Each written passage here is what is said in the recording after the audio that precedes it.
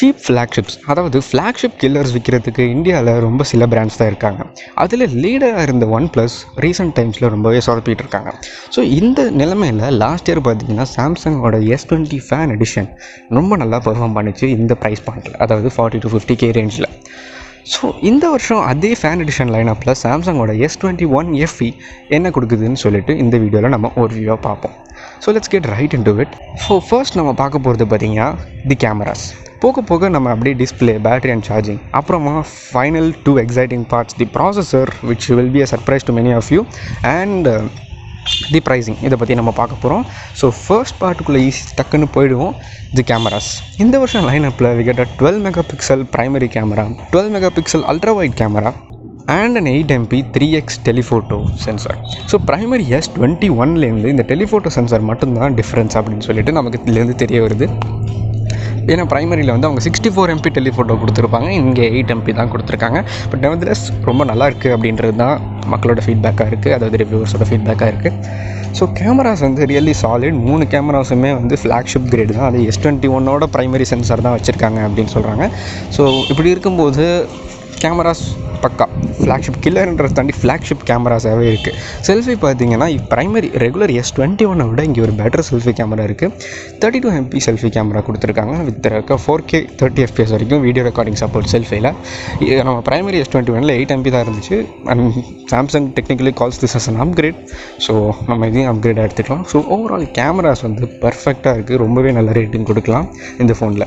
So next பார்த்தீங்கன்னா இந்த ஃபோனில் நம்ம குயிக்காக பார்க்க போகிறது வந்து டிஸ்பிளே. சாம்சங் ஃப்ளாக்ஷிப்னால் ஆப்வியஸ்லி உங்களுக்கு தி கிரேட்டஸ்ட் அண்ட் லேட்டஸ்ட் மாதிரி தான் அவங்க கொடுப்பாங்க, உங்களுக்கே தெரியும். ஸோ இங்கே இந்த ஃபோனில் நமக்கு வந்து ஒரு 6.4 inches dynamic AMOLED 2x 120Hz HDR10+ support உள்ள 1080p டிஸ்பிளே கொடுக்குறாங்க. ஸோ 2Kலாம் கிடையாது, but still this is a very good display. நம்ம டிப்பிக்கலாக பார்க்குற சாம்சங் AMOLED கூட இல்லை, அவங்களோட higher and dynamic AMOLED 2x அப்படின்னு அவங்க கால் பண்ணுற இந்த ஹையஸ்ட் அண்ட் AMOLED டிஸ்பிளே அவங்க இதில் கொடுத்துருக்காங்க. அண்ட் இதில் யூஸ் பண்ணியிருக்க கிளாஸ் பார்த்திங்கன்னா Gorilla Glass Victus. So Gorilla Glass 6க்கும் தாண்டி இருக்கிறதுலே தி பெஸ்ட் Gorilla Glass இந்த மார்க்கெட் யூஸ் பண்ணியிருக்காங்க.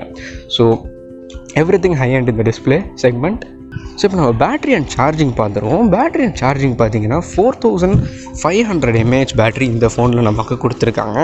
And 25 watt fast charging support கொடுத்துருக்காங்க. ஸோ 25 wattன்றது yes it is fast charging, but மற்ற ஆண்ட்ராய்டு காம்படிஷனை கம்பேர் பண்ணும்போது it's very slow. But still 25 watt fast charging support கொடுத்துருக்காங்க.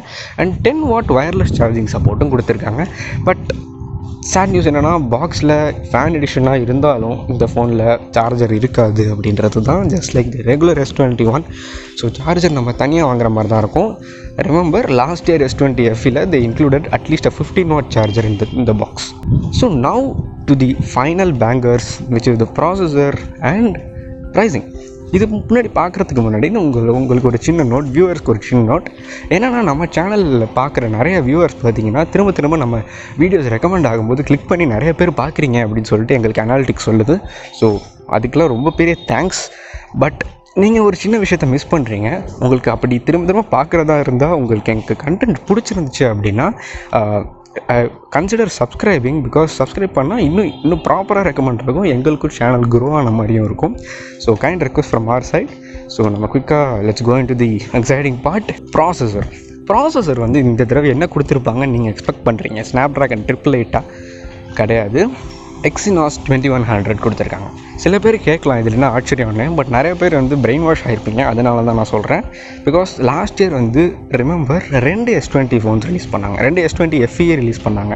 Regular S20 FE which had an Exynos and S20 FE 5G which had Snapdragon 865. And regular S20 FE விட அந்த 5G version, Snapdragon உள்ள version sales பயங்கர அதிகமாக sale ஆச்சு. அதுவும் இல்லாமல் இவ்வளோ அதிகமாக சேல் பண்ணுறது பார்த்து சாம்சங் அதோட ப்ரைஸை Exynos வேரியண்ட்டை விட Snapdragonோட ப்ரைஸை கம்மி பண்ணி இப்போ கரண்ட்டாக 36,000க்குலாம் விற்றுட்ருக்காங்க. ஸோ அது பார்க்கும்போது பீப்புள் வந்து மறந்து போயிருப்பாங்க இந்த ஃபோனுக்கு ஒரு Exynos வேரியண்ட் இருக்குன்னு. ஸோ நிறைய பேர் S21 வந்து Snapdragonோட எக்ஸ்பெக்ட் பண்ணிகிட்டு இருந்தாங்க. But reality we got an Exynos here.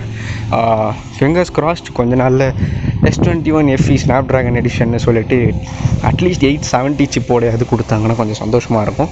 So okay, 2100 பற்றி பார்ப்போம், இந்த சிப்பை பற்றி பார்க்கும்போது. பட் ரியாலிட்டி என்னென்னா, this is not a bad Exynos chip. Because Snapdragon 888 தான் இதோட காம்படிஷன். பொதுவாக வந்து Exynos where it falls short அப்படின்னா குவால்காம் வந்து பல ரவுண்ட் ஆஃப் டெஸ்டிங்லேயும் பார்த்திங்கன்னா ஸ்டேபிளாக இருக்கும். எக்ஸினாஸ் பார்த்திங்கன்னா த்ராட்டில் ஆகி பெர்ஃபார்மன்ஸை குறைச்சிக்கிட்டே போயிடும். ஸோ ப்ரொலாங்டு பெர்ஃபார்மன்ஸ் இருக்காது எக்ஸினாஸில் பொதுவாக. பட் இந்த வருஷம் பார்த்திங்கன்னா 888 ஸ்னாப்ட்ராகன் 888 அந்த பிரச்சனை தான் இருக்குது. ஸோ அப்படி இருக்கும்போது எக்ஸினாஸும் ஸ்னாப்ட்ராகனும் ஈக்குவலான இயர்னு சொல்லலாம் இது. And to be honest Exynos 2100 உள்ள ஐஎஸ்பி இமேஜ் சிக்னல் ப்ராசஸர் வந்து ஸ்னாப்ட்ராகனோட விட பெட்டராக பெர்ஃபார்ம் பண்ணுது அப்படின்னு சொல்லிட்டு ஒரு நியூஸ் இருக்குது இந்த வருஷம். ஸோ அட்வான்டேஜ் ஆர் டிஸ்அட்வான்டேஜ் ஒரு வகையில் ஈக்குவல்னே வச்சுக்கலாம். So nothing to be worried about having this சிப்செட்னு தான் என்னோட டேக்காக இருக்கும்.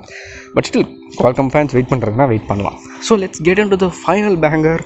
ப்ரைஸிங் பார்த்திங்கன்னா இந்த ஃபோன் வந்து பேஸ் வேரியண்ட், அதாவது 8GB + 128GB வேரியண்ட்டுக்கு வந்து இவங்க 54,999 ப்ரைஸ் பண்ணியிருக்காங்க. So which is not exactly a flagship killer price because 50,000 தாண்டிடுச்சு. So it already enters the flagship range. But Samsung யூசர்ஸ்க்கு வந்து இது மேபி ஃப்ளாக்ஷிப் கில்லர் ரேஞ்சுன்னு சொல்லலாம். ஸோ ஃபைனல் வேர்டிக்ட் தான் நம்ம இப்போ பார்க்குறோம். ஸோ என்னென்னா கன்க்ளூஷன் என்ன இந்த வீடியோவுக்கு அப்படின்னா, this is not exactly a flagship killer. இது ப்ரைஸ் ட்ராப் ஆனால் மேபி 40K பக்கத்தில் எங்கேயா வந்துச்சுன்னா this might be worth it to consider as a flagship killer.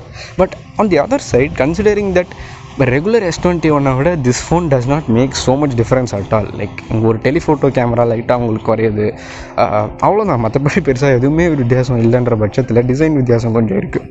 இந்த வருஷத்தோட டிசைன் வந்து பார்த்திங்கன்னா பர்சனலாக எனக்கு அவ்வளோவா பிடிக்கவே இல்லை. உங்களோட ஒப்பீனியன் என்ன S21 FEயோட டிசைன் பற்றி அப்படின்னு சொல்லிட்டு நீங்கள் கமெண்ட் செக்ஷனில் சொல்லுங்கள். ஸோ ப்ரைஸிங் பற்றியும் என்ன நினைக்கிறீங்கன்னு சொல்லுங்கள். என்ன கேட்டால் ஐம் டிசப்பாயிண்டட். சத்தியமாக வந்து you can still go with the S20 FE 5G. And I've got a new idea உங்கள்கிட்ட கேட்குறேன். S20 FE 5G is better than S21 FE. So இந்த வீடியோ இந்த கம்பேரிசன் உங்களுக்கு வேணுமான்னு சொல்லிட்டோம். இல்லை கமெண்ட் செக்ஷனில் போய் உங்களோட கருத்தை சொல்லுங்கள். ஸோ தேங்க்ஸ் லாட் ஃபார் வாட்சிங். பை.